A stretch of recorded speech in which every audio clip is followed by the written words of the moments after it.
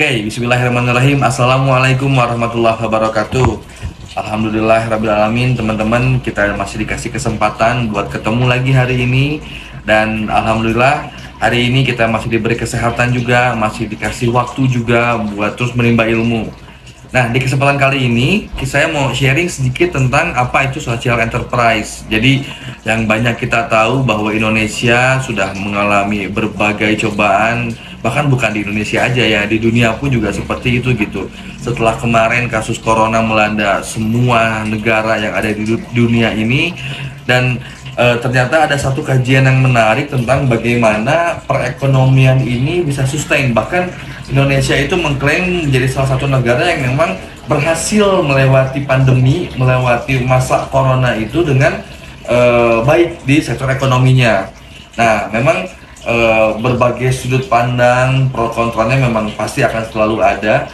Cuman yang jadi salah satu menarik buat saya bahas, ternyata roda perekonomian kita itu masih tetap bergulir.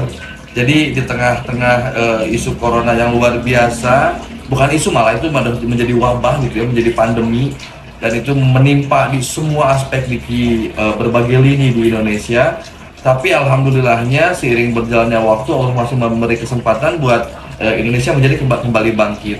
Nah, kita mau menghadapi isu resesi nih 2023 yang ternyata sudah banyak dibahas, banyak digaungkan oleh berbagai ekonom, berbagai pengamat, influencer, bahkan ketika kita ngobrol di warung kopi pun itu sudah mulai tuh banyak yang ngebahas tentang isu-isu resesi. Jadi memang salah satu hal yang menarik di Indonesia terkait kekuatan sektor UMKM yang ternyata itu menjadi tulang punggung atau pilar inti dari perekonomian di Indonesia.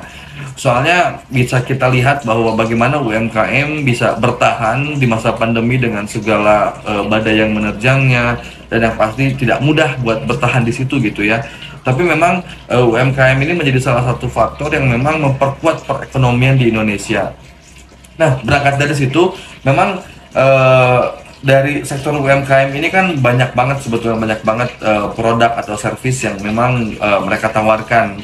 Tapi ada satu sektor yang menarik kalau kita narik lebih jauhnya lagi gitu ya. Kalau kita coba lihat lebih wide, ada salah satu segmen dari ranah entrepreneurship yang pasti dari ranah kewirausahaan. Itu ada tuh selain kan kita udah mengenal kayak ecopreneur, digipreneur, technopreneur misalnya ya. Ternyata ada salah satu bagian yang memang ini juga menjadi sebuah solusi ini, yaitu sociopreneur yang memiliki social enterprise. Nah, itu yang mau coba kita bahas hari ini, meskipun singkat tapi insya Allah akan membawa manfaat. Semoga teman-teman bisa terus menggali potensinya ya. Nah, jadi terkait social enterprise itu memang kalau secara garis umum bisa kita definisikan, social enterprise itu adalah sebuah usaha, sebuah bisnis yang menyeimbangkan antara profit dan juga impact. Jadi kalau bisnis konvensional itu hanya mengacu kepada profit, how to gain the profit, gimana caranya perusahaan mendapat keuntungan, bisa meningkatkan terus keuntungannya. Tapi ternyata kalau social enterprise nih, ini yang menjadi menarik karena social enterprise itu punya impact. Dia tetap menghasilkan profit, tapi bagaimana impactnya ini bisa tercipta dan terasa oleh orang banyak sebetulnya. Nah, ini yang saya rasa perlu diperdalam oleh masyarakat Indonesia, juga perlu didukung oleh pemerintah dan berbagai program yang ada di dalamnya, sehingga permasalahan-permasalahan yang ada di Indonesia ini bisa kita solusikan sebetulnya. Jadi saya sempat berasumsi bahwa solusi yang paling baik untuk perekonomian di Indonesia yaitu adalah social enterprise. Karena balik lagi, kita nggak cuma nyari untung, tapi kita juga ngejar manfaat. Artinya setiap bisnis yang kita gulirkan, setiap produk yang kita jual, setiap service yang kita tawarkan, itu harus bisa membawa impact, harus bisa memberikan efek positif terhadap permasalahan yang ada di Indonesia. Nah, artinya bisnis ini akan berangkat dari sebuah permasalahan. Artinya bisnis ini akan menjadi solusi sebetulnya.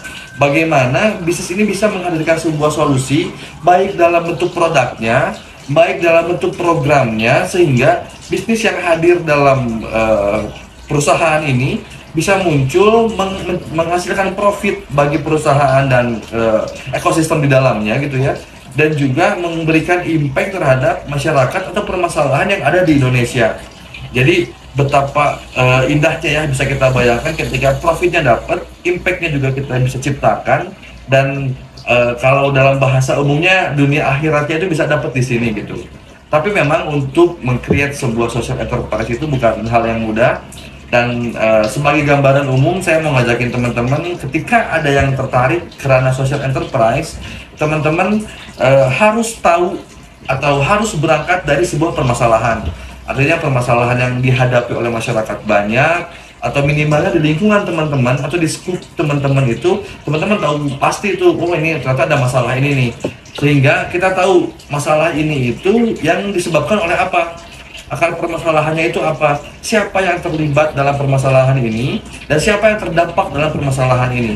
Nah, sehingga nanti ketika kita menghadirkan sebuah perusahaan, menghadirkan sebuah social enterprise, dan juga ada produk dan service di dalamnya, kita bisa bukan berasumsi, kita bisa memberikan solusi bahwa produk atau perusahaan yang kita hadirkan ini bisa memberikan manfaat untuk bisa mengurai permasalahan yang ada di sektor ini, tapi juga bisa menciptakan profit yang membuat perusahaan itu tetap bertumbuh. Artinya pertumbuhan perusahaan tetap kita perhatikan, tapi akan berjalan seiringan dengan pertumbuhan impact yang kita lakukan. Jadi impactnya kita ciptakan, profitnya kita dapatkan, dan tumbuhnya ini akan bersamaan. Dan itu adalah sebuah solusi yang luar biasa untuk permasalahan yang ada di Indonesia. Terlebih dalam isu resesi yang akan kita hadapi katanya di 2023. Resesi adalah bukan hal baru buat Indonesia, dan saya yakin bahwa Indonesia mampu melewati itu dengan catatan persiapan kita juga, mindset kita, pola hidup kita juga tetap tuh kita atur. Artinya kita jangan takut untuk melakukan transaksi, karena bagaimanapun ekonomi harus berputar.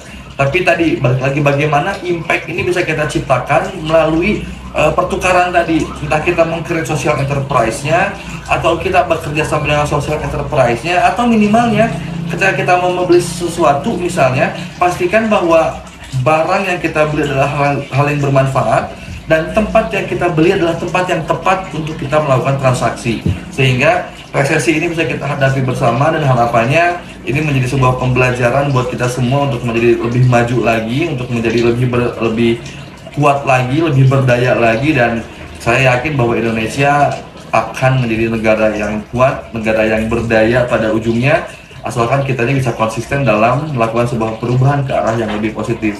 Itu yang bisa saya sampaikan hari ini. Harapannya bisa membawa manfaat buat teman-teman semua, minimalnya bisa menginspirasi juga.